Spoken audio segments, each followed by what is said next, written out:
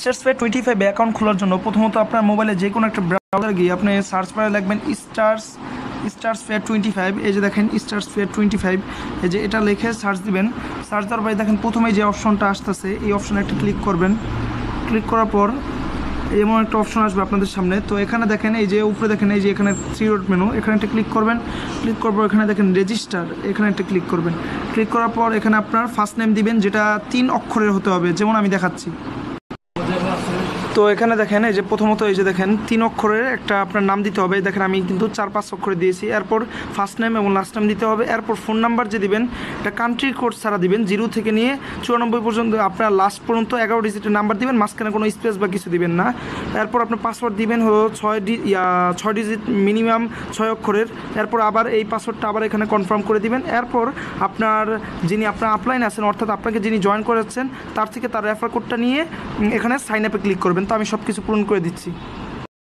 পূরণ করার পর এখানে যখন সাইন আপে ক্লিক করবেন তখন আপনার সামনে এমন একটা ইন্টারফেস চলে আসবে যে এখানে দেখবেন লেখা আসবে যে রেজিস্ট্রেশন সাকসেসফুল।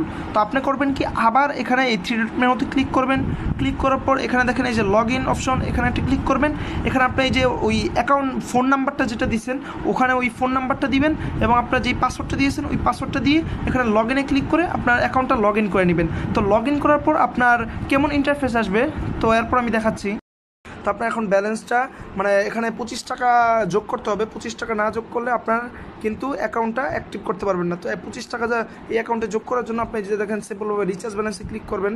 রিচার্জ ব্যালেন্সে ক্লিক করার পর আপনার সামনে এমন একটা ইন্টারফেস আসবে। এখানে দেখেন সিলেটে দেখেন বিকাশ, নগদ, রকেট 3টা আছে। তো যে কোনো একটা মাধ্যমে আপনার এই নাম্বারে এই যে এই নাম্বারটায় 25 টাকা পাঠাতে হবে, 0 থেকে নিয়ে আপনার 73 পর্যন্ত এই নাম্বারটায় 25 টাকা পাঠাতে হবে। আমি 25 টাকা পাঠিয়ে দিচ্ছি। এই দেখেন মাত্রই আমি কিন্তু এই যে টাকাটা পাঠিয়ে দিলাম 25 টাকা কোম্পানির নাম্বারে 25 টাকা পাঠিয়ে দিলাম। এখন আমি আবার আসি, আবার ওই আগের ইন্টারফেসে আবার চলে যাওয়ার পর এখন এখানে এই যে এই ফর্মটা সাবমিট করতে হবে। অর্থাৎ আমি কিসের মাধ্যমে টাকাটা পাঠাইছি, বিকাশের মাধ্যমে, এবং কয় টাকা পাঠাইছি 25 টাকা, এবং আমি কোন নাম্বার দিয়ে পাঠাইছি আমি আমার বিকাশ নাম্বারটা দিয়ে দিচ্ছি, যেই নাম্বার দিয়ে আমি টাকাটা পাঠাইছি।